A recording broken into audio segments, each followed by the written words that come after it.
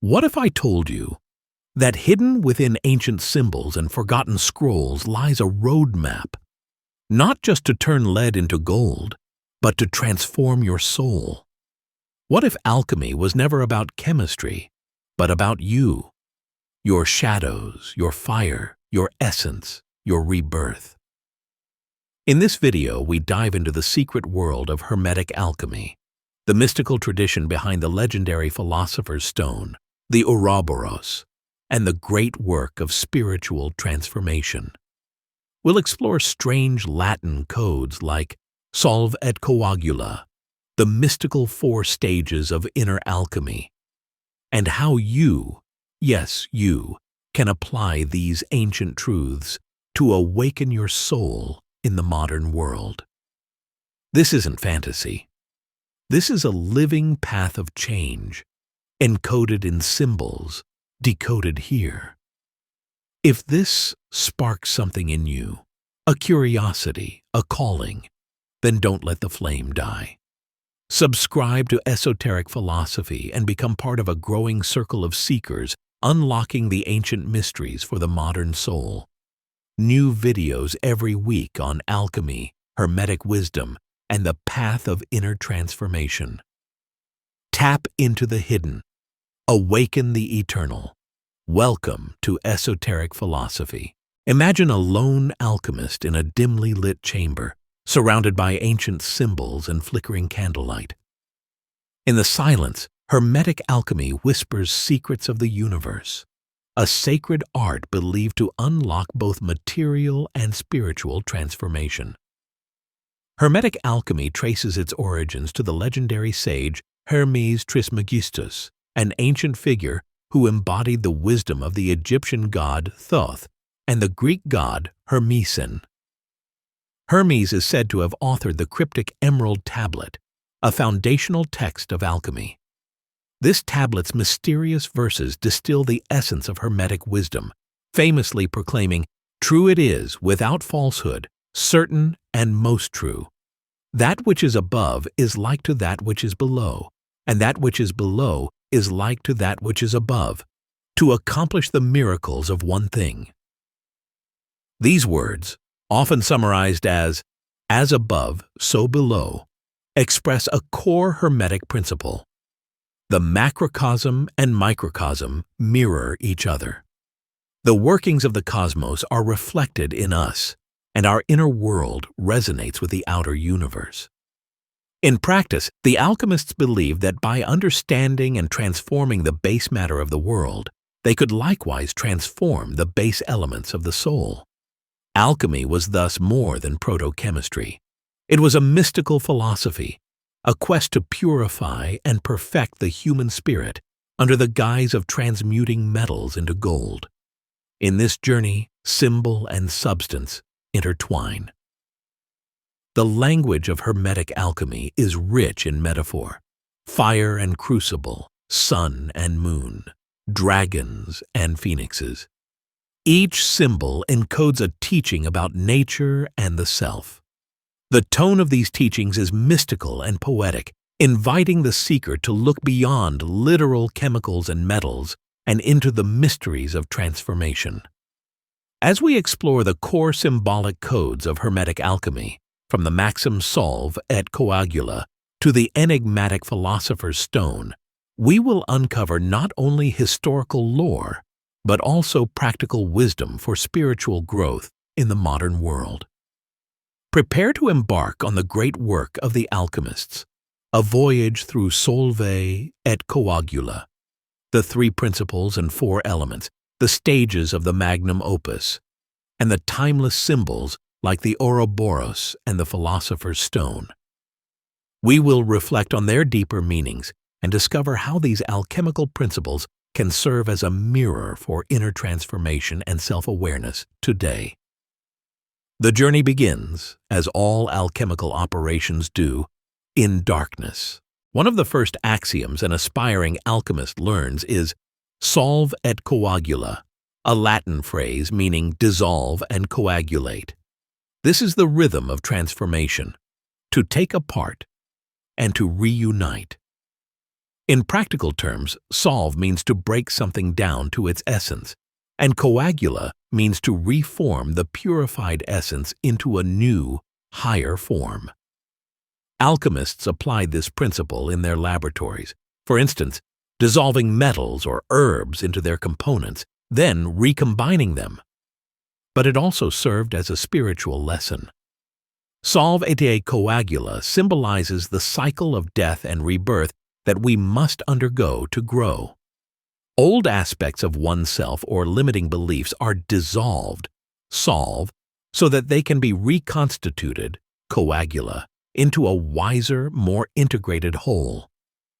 In mythic terms, the process can be seen in the story of Osiris of Egyptian lore. The god is torn to pieces, dissolution, and then reassembled and resurrected, coagulation, by Isis's love. This reflects the alchemical insight that destruction precedes. The motto Solve et Coagula teaches that no creation is possible without dissolution. Just as an old self must die for a new self to be born, the alchemist breaks down matter, or ego, to reveal its true essence, then recombines it in a more refined form. From a spiritual perspective, we can interpret solve as the letting go of rigid forms. For example, dissolving hardened ego, habits, or perceptions, and coagula as the integration of insight into a renewed self. One Hermetic text describes this process in the laboratory. When a substance is purified and dissolved, its soul and spirit are separated from its body, then reunited with it, once the body is cleansed, giving it new. In the inner alchemy of the soul, we separate our pure core from the dross of our imperfections, only to reunite them and coagulate a higher consciousness. In essence, solve et coagula is the art of transformation through dissolution and reunion, echoing life's constant ebb of change. A reminder that to transform ourselves, we sometimes must first break apart. As the alchemists peered into the nature of matter, they taught that all things are composed of three philosophical principles, often symbolized by the alchemical icons of mercury, sulfur, and salt. These aren't the literal substances on a chemist's shelf, but rather archetypal essences present in all of nature. In Hermetic philosophy, sulfur represents an underlying soul or consciousness. Mercury represents the spirit or intelligence, and salt represents the body or physical form. As one alchemical source succinctly puts it, sulfur, mercury, and salt are said to be the soul, spirit, and body of any living thing. In other words, each being has a divine spark or motivation, sulfur, a mind or animating principle, mercury, and a tangible structure, salt. Hermetic alchemists believed everything in nature, from plants to minerals to people, contains these three principles in some form. For example, in a medicinal herb, they saw the fragrant oils as its sulfur, essence or soul, the alcohol or ethanol that could be distilled from it as mercury, spirit or carrier of information, and the ashes or mineral salts left after burning it as salt, the fixed body. A goal of alchemy, especially spagyric plant alchemy, was to separate these components, purify each, and then recombine them into a potent elixir, an echo of solve et coagula in practice. Alchemists like Paracelsus further clarified the three principles by relating them to tangible qualities. He described sulfur as the combustible element, associated with fire and passion, mercury as the fluid, changeable element, associated with volatility and the mind, and salt as the solid, stable element. Paracelsus illustrated this with a simple experiment: burn a piece of wood. The flame that burns is the work of sulfur, the smoke that rises is mercury, and the ash that remains is salt. Even a human being was understood in this triadic way. Salt corresponds to the body, mercury to the spirit, imagination and intellect, and sulfur to the soul, emotions, and will. Understanding the three principles gives the alchemist a symbolic language for inner work. Mercury, elusive and vaporous, can signify our mind's agility and the spirit of intuition. Sulfur, fiery and sometimes volatile, can signify our passions, desires, and creative energies, the soul's ardor. Salt, solid and preserving, can signify our physical well-being, grounding, and common sense, the body or container of the soul and spirit.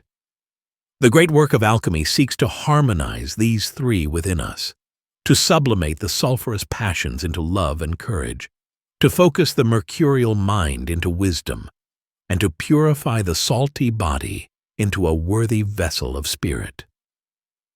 In every creature and every person, the alchemist saw a little universe of sulfur, mercury, and salt, a reminder that we are a blend of heavenly and earthly elements, seeking balance and perfection. Beneath the three principles lies the classical bedrock of the four elements. Medieval and Hermetic alchemists inherited the ancient idea from Greek and Egyptian thought that the whole cosmos is composed of four elemental forces: earth, water, air, and fire. To them, this was not a simplistic notion, but a profound insight into the qualities of existence. Each element carries symbolic meaning. Earth is dry, solid, and stable. Water is fluid and nurturing. Air is gaseous, expansive, and insightful. Fire is energetic, transformative, and passionate. All material substances and all living things were thought to contain different proportions of these four elemental qualities. Hermetic alchemy wove these elements into its cosmology. In a creation myth sense, it was said that out of the primordial chaos, or prima materia, the dual forces of celestial nitre, a form of active force, and celestial salt, formative substance, emerged. From their union sprang the four elements: fire, air, water, earth. These four then recombined in various ways to form the three principles: sulfur, mercury, salt, which in turn give shape to all matter and life. In this poetic vision, fire and air together give birth to sulfur, the soul, fiery and volatile. Water and air produce mercury, the spirit, fluid yet ethereal. And earth and water produce salt, the body, solidified from the flow. Thus, the elements are the grandparents of all creation, and the three principles are their offspring in the alchemical family tree. In practical alchemical work, knowledge of the four elements was crucial. Alchemists observed how, for example, fire could purify by burning away impurities, water could dissolve and cleanse, air could elevate and sublime substances as vapors and distillation, and earth could fix and stabilize the results. They even adopted the motto, "Let us go and seek the nature of the four elements." This experimental curiosity led to deeper insights. The alchemists eventually transcended the literal four and saw that by manipulating heat, moisture, volatility, and solidity, the elemental qualities, one could effect profound changes in matter. Symbolically, this translates to personal growth as well. One must balance the earthy aspects of life, grounding, practicality, with the watery, emotional flow and adaptability, the airy, intellectual clarity and communication, and the fiery, willpower and energy. A true alchemist seeks an inner equilibrium of elements, knowing that an excess or deficiency of any can upset the whole. For instance, too much fire, unchecked zeal, without the tempering of water, compassion, and earth, prudence, can burn up our progress. Too much water, emotion, without air's discernment can drown reason. The four elemental archetypes thus offer a map for both understanding nature and cultivating a balanced soul. At the heart of Hermetic alchemy lies the magnum opus, or great work. the grand process by which the prima materia, primeval matter or the alchemist's raw material, is perfected into the philosopher's stone. This process, shrouded in allegory, was described in color-coded stages. Traditionally, the magnum opus unfolds in 4 main stages, each often associated with a color and a psychological state. Alchemists saw this as both a physical and a spiritual journey, a roadmap to refine metals into gold and simultaneously the soul into enlightenment. Each phase signifies a deeper level of refinement in both metal and man. As one modern commentary notes, let us walk through these 4 stages of transformation. Nigredo, blackening. This first stage is the phase of dissolution, decay, and darkness. Nigredo is symbolized by the color black, like the black ash or black soil in which a seed might rot before it sprouts. In laboratory terms, it often involved calcination or putrefaction, the breaking down of the original substance. Spiritually, Nigredo corresponds to a kind of dark night of the soul. It is a time of facing the shadow, confronting the chaotic or negative aspects of oneself that must be purified. In the Nigredo, the alchemist or seeker experiences trials, loss, or despair. The old form dies. This stage is characterized by a sense of darkness, chaos, and dissolution, and the alchemist must confront and overcome their own darkness and negative aspects to move forward. It is the burning of falsehood, the blackening of attachments, and often feels like being plunged into cosmic midnight. Yet within the black soil, the seeds of renewal quietly begin to germinate. Albedo, whitening. The second stage is the phase of purification and illumination. Albedo is symbolized by white, as if washing the blackened material to reveal a pure silver or snow-white essence. In practical terms, the alchemist now performs dissolution in water and separation, cleansing the matter of its impurities. Spiritually, albedo is a cleansing of the mind and heart. After the trials of Nigredo, one experiences clarity, an awakening of insight or conscience. It is characterized by a sense of clarity, purity, and illumination, as one description states. The soul is washed of the soot of the past. One feels new hope and renewal.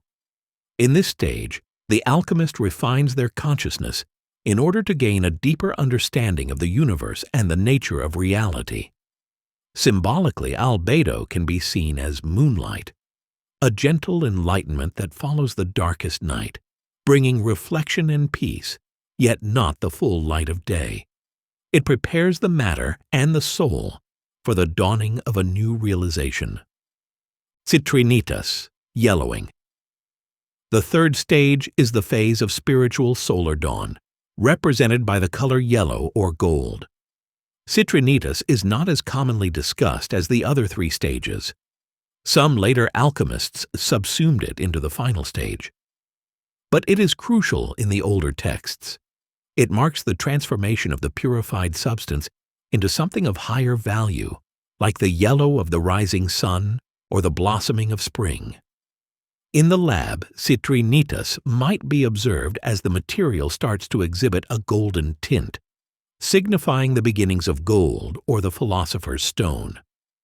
Inwardly, this stage corresponds to integration and awakening. The alchemist's consciousness, now cleansed, must be infused with solar insight, wisdom, inspiration, and creative vision. This stage is characterized by a sense of creativity, inspiration, and expansion, indicating that a new level of understanding is being woven into the purified self. During citrinitas, the alchemist integrates the pure essence with the material reality, meaning one learns to apply spiritual truth to daily life. It's a marriage of heaven and earth in the soul. The wisdom gleaned from albedo is now actively transforming one's outlook. One might think of citrinitas as the golden dawn of enlightenment beginning to break. the first beams of the inner sun. Rubedo, reddening. The fourth and final stage is the phase of completion, perfection, and union, symbolized by red, the color of the philosopher's stone itself, or the fully risen sun. Rubedo is the crowning achievement of the great work. In laboratory terms, the substance turns a reddish or purple hue, signaling it has been perfected. In some descriptions, the philosopher's stone is often called the red stone. Spiritually, rubedo corresponds to enlightenment, wholeness, and the attainment of unity with the divine. This stage is characterized by a sense of wholeness, completion, and transcendence, as described in esoteric literature. The alchemist, the spiritual seeker at rubedo, has achieved an inner alchemical gold. The soul is unified, the opposites within are reconciled. Body, soul, and spirit are now in harmonious balance, and the individual is reborn as an illuminated being. It is said that in rubedo the alchemist becomes one with the philosopher's stone, meaning they themselves are transformed into a conduit of healing and enlightenment. In the texts, this stage is often associated with the phoenix, the mythical red bird reborn from flames, symbolizing that from the fire of transformation a new, immortal consciousness emerges. In one summary, the alchemist must achieve a state of unity and oneness with the universe in order to achieve the ultimate goal of the philosopher's stone. In rubedo, the red king and white queen, alchemical symbols of duality, are married. All polarities are resolved in the red king's coronation, the achievement of the golden consciousness. These four stages, nigredo, albedo, citrinitas, rubedo, are often depicted by alchemists in images of birds, the black raven, the white swan or dove, the golden eagle, and the red phoenix, or by chemical color changes observed in the flask. They also correspond to the inner journey of transformation that many spiritual traditions recognize: the descent into darkness and the shadow, the purifying of the self, the awakening of insight, and the unification with the divine. Carl Jung, the famous depth psychologist, was so struck by these parallels that he used the magnum opus as a model for the process of individuation, the integration of the psyche. In modern terms, we can see the magnum opus as a map of healing and self-realization. It reassures us that our periods of turmoil, nigredo, are not final. They are the beginning of growth. It reminds us that clarity and understanding, albedo, will follow, that we will gather the wisdom and strength, citrinitas, needed, and ultimately, through perseverance, attain wholeness and purpose, rubedo. The great work is not quick or easy. It is a life's work, perhaps. But its promise is the creation of something precious, the gold of an awakened soul. An Ouroboros drawing from an early alchemical text with the Greek words en to pan, hen to pan, meaning the all is one, inscribed in the center. This ancient symbol, a serpent eating its own tail, illustrates the alchemical truth of cyclical unity and eternal renewal. Hermetic alchemy expresses its teachings not only through words, but through a rich tapestry of symbols and emblems. Two of the most famous symbols are the Ouroboros, often depicted as a serpent or dragon swallowing its tail, and the elusive philosopher's stone, sometimes shown as a gem, a red stone, or a radiant star. Understanding these symbols unlocks deeper layers of the alchemical mindset. Ouroboros. This iconic serpent circle is the most ancient symbol of alchemy, sometimes called the paradoxical serpent. It represents the circular process of the alchemist's work, an eternal cycle of destruction and rebirth. The Ouroboros endlessly devours itself and regenerates from itself, symbolizing the one that is all, an infinite, self-sustaining cosmic cycle.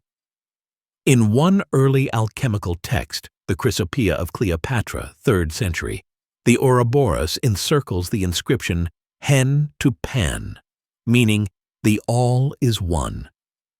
This succinct phrase captures the Hermetic belief in the unity of all things, that the multiplicity of the world is ultimately one essence, and that the beginning and the end are united. The Ouroboros form, a circle, also conveys wholeness and infinity. It has no ending and no beginning.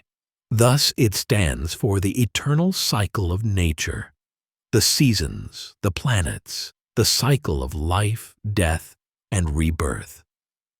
For the alchemist, the Ouroboros was a reminder that the great work is an endless cycle. Each completion is a new beginning. Each achievement opens the door to further refinement. Solve et coagula itself is an Ouroboric process. Dissolve, coagulate, then dissolve again on a higher level, and so on. Some depictions split the serpent into black and white halves, suggesting the duality of existence, light and dark, spirit and matter, and their unity. In this sense, the Ouroboros can be seen as a Western alchemical parallel to the yin-yang symbol of the East, conveying that apparent opposites are part of one continuum. Beyond alchemy, the Ouroboros also symbolized eternity and the world's soul in Gnostic teachings. In a personal sense, meditating on the Ouroboros invites us to recognize the self-renewing nature of our lives. We continuously shed old skins and emerge new, yet remain fundamentally one with ourselves throughout the changes. The end nourishes the beginning. This is the Ouroboros lesson. The Philosopher's Stone. If the Ouroboros is the symbol of the process, the Philosopher's Stone is the symbol of the goal.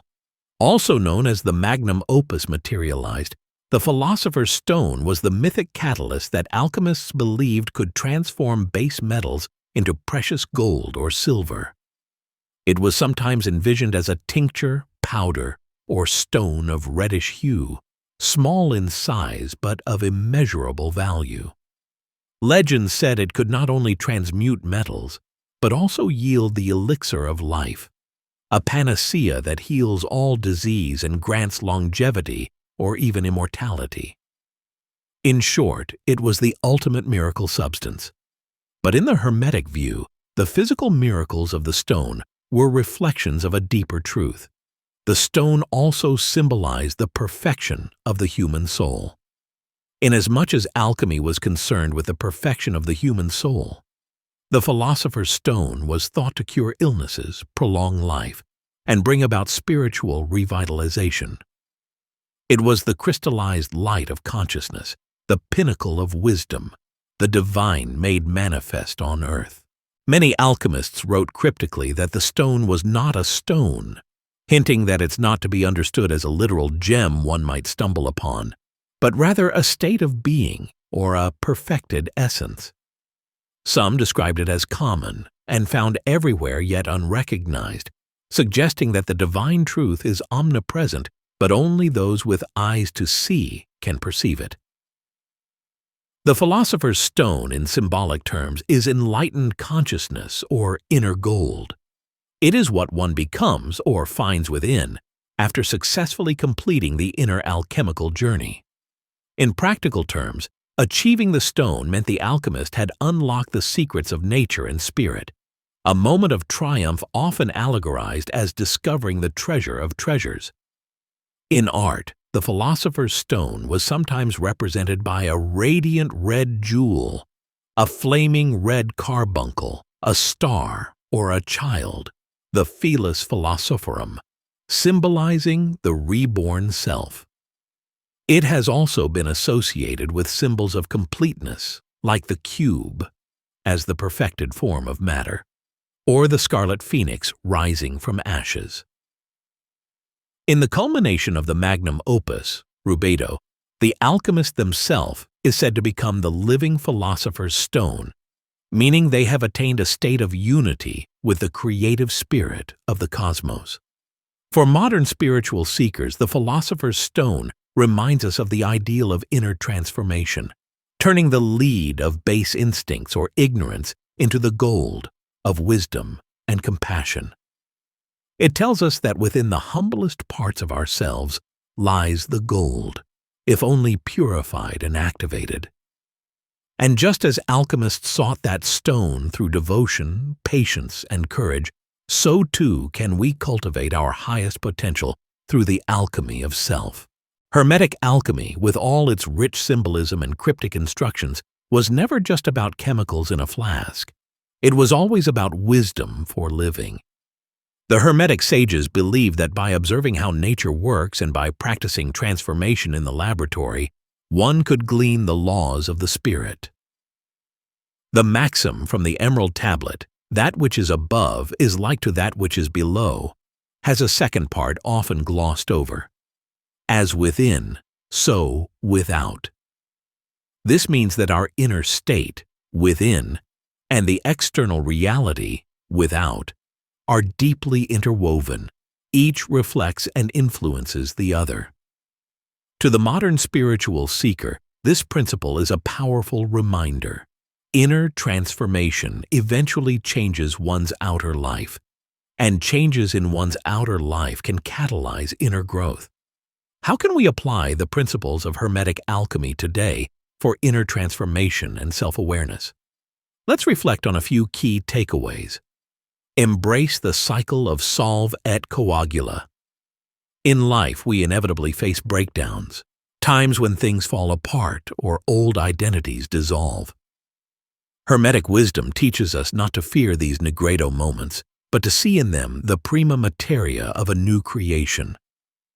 When something in your life dissolves, be it a belief, a relationship, a career path, consider that an opportunity to find truth in the ashes. What is the pure essence that remains? From that, begin your coagula, consciously reforming and reuniting the pieces into a new pattern, just as an alchemist would separate and recombine elements to create something novel. You can separate yourself from old habits and then integrate better ones.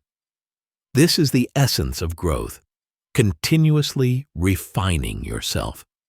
The idea that with each solution there is simultaneously a consolidation of the spirit, as alchemical texts put it, suggests that every time we let go of something lower, our spirit solidifies at a higher level. Balance your inner mercury, sulfur, and salt. The three principles offer a blueprint for holistic self-awareness. We can ask, how is my sulfur, soul fire? Do I feel passionate, loving, and connected to purpose, or is my inner fire dim? How is my mercury, mind, spirit? Am I adaptable, curious, and creative, or stuck in mental rigidity? How is my salt, body/grounding? Am I taking care of my physical needs and staying grounded in reality? Alchemy suggests that true health and enlightenment come from harmonizing these three aspects. If one dominates too much, imbalance results. For example, a person might be very intellectual, mercury high, but emotionally cold or ungrounded, sulfur low, salt low. Another might be very passionate but lack focus or health. The work of inner alchemy is to cultivate each aspect. Feed the sulfur with inspiring art, prayer, or heartfelt relationships. Stimulate mercury with study, meditation, and imagination, and tend to salt with good nutrition, exercise, and practical daily ritual. In relationships and communities, one can also recognize these energies and encourage a balance, valuing the salty practical workers, the mercurial thinkers, and the sulfuric visionaries alike for a healthy whole. Work with the four elements in daily life. The four elements can be a metaphorical toolkit for well-being. If you're feeling lethargic or uninspired, maybe you need more fire, more action, willpower, or spiritual passion. Try a new project or a vigorous ritual to spark your inner flame. If you're scattered or anxious, perhaps earth is lacking. So do grounding activities, gardening, physical exercise, or simply organizing your space to invoke stability. Overwhelmed or emotionally dry? Invite water. Engage with your feelings through journaling, cleansing baths, or spending time by water to encourage flow and release. Feeling stuck in a rut, dogmatic, or closed-minded? Air might be the remedy. Seek fresh ideas, engage in breathwork, or go for a walk in open air to clear the mental fog. By consciously invoking the qualities of earth, water, air, and fire in our routines, we practice a form of spiritual alchemy, balancing our temperament and environment. This is essentially what many holistic practices do. Consider how yoga uses breath and posture, air or earth, or how smudging with incense uses air and fire, etc. The Hermetic alchemists were early holistic thinkers, reminding us that we are a blend of elements, and thriving comes from honoring each element's role. View challenges as stages of the great work. Life's journey often cycles through black, white, yellow, and red phases. We can be alchemists of our own experience by recognizing these. In a period of loss or confusion, remember Negredo. Something is being broken down for a purpose. Hold steady. When you start gaining insights and healing, acknowledge your albedo. You are cleansing and finding clarity. Nurture this by keeping your thoughts pure and honest.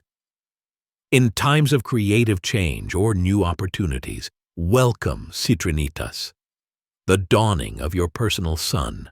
Act on those inspirations. Integrate your new knowledge into practice. And when you achieve a goal or come through a trial transformed, celebrate the rubido. You have reached a new level of wholeness. Share your wisdom, perhaps even help others. For the true philosopher's stone multiplies itself and heals others. By framing our personal growth in these symbolic stages, we not only find meaning in the chaos, but also patience. We know that opus contra naturam, nature's work, takes time and follows a sequence. Alchemy assures us that every stage, even the painful ones, are part of the magnum opus of our life.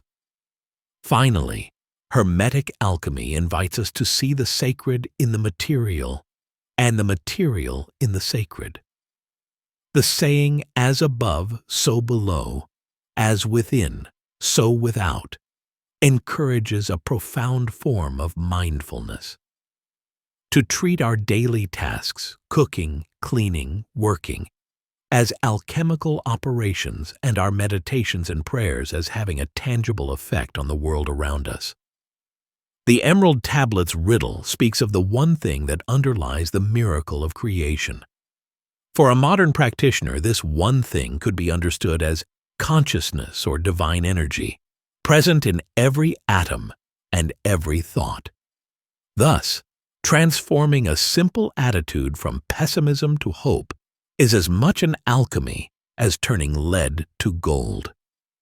Cultivating compassion in your heart is brewing an elixir of life that heals those you touch. Creating art or solving a problem can be a projection of the inner stone onto the material world, turning dross into gold in your community or field of work. In the end, Hermetic alchemy remains, as it was to the medieval adept, a mystery and a marvel. It is a path encoded in symbol and paradox, ensuring that only the sincere and intuitive may grasp its truth. We may no longer labor in ancient laboratories or seek literally to make gold from lead, yet the call of the alchemist is perhaps more relevant than ever. We are each called to be alchemists of the spirit, to engage in the great work of refining our character, healing our relationships, and elevating our consciousness. We do this not in isolation, but understanding, as the alchemists did, that our transformation is linked to the whole. Solve et Coagula is at work in society and nature as much as in us. As you walk your own spiritual or personal growth path, let the symbols of Hermetic alchemy be like guiding stars. Remember the Ouroboros. Honor the cycles of beginnings and endings, knowing that life feeds back into itself and nothing is truly lost in the circle of eternity. Remember the formula of the Emerald Tablet, that the earthly and the heavenly are reflections. When you feel small or disconnected, gaze at the stars and recall that the same spark that lights the stars lives in you. The above is like the below. When you undertake any effort of change, invoke Solve et Coagula. Gently break down the old, lovingly recombine the new. When you seek healing, picture the three principles in balance: a vibrant sulfur soul, a clear mercurial mind, a sound salt body. And when the world is heavy or chaotic, think like an alchemist. What element is out of balance? What stage of the work are we in, and what comes next? In a very real sense, Hermetic Alchemy teaches the art of hope. It assures us that lead can become gold, that what is dull can become shining, that ignorance can become wisdom, and that even a broken spirit can be made whole. The journey is long and at times perplexing, but the teachings, wrapped in their mystical imagery, give us tools and comfort along the way. As the Emerald Tablet concludes in one translation, "Hence I am called Hermes Trismegistus, having the three parts of the philosophy of the whole world. That which I have said of the operation of the sun is accomplished and ended." The alchemist's work is the work of the sun, to shine light in the darkness, to turn the seed into fruit, to transmute the heavy into the luminous. May we each become suns in miniature, carrying forward the eternal flame of transformation. In the words often attributed to Hermes himself, may we have the mind of the wise, that we too may perform the miracles of the one thing. In this mystical union of past and present, laboratory and inner temple, Hermetic Alchemy lives on, inviting all who are curious and wise of heart to partake in the great work, and to discover the philosopher's stone that has always been hidden like a seed in the garden of your own soul. If the great work has stirred something within you, don't let it fade. Subscribe to Esoteric Philosophy, share this video or leave a comment, and keep walking the path of hidden wisdom. Until next time, stay radiant, stay curious, and stay alchemical.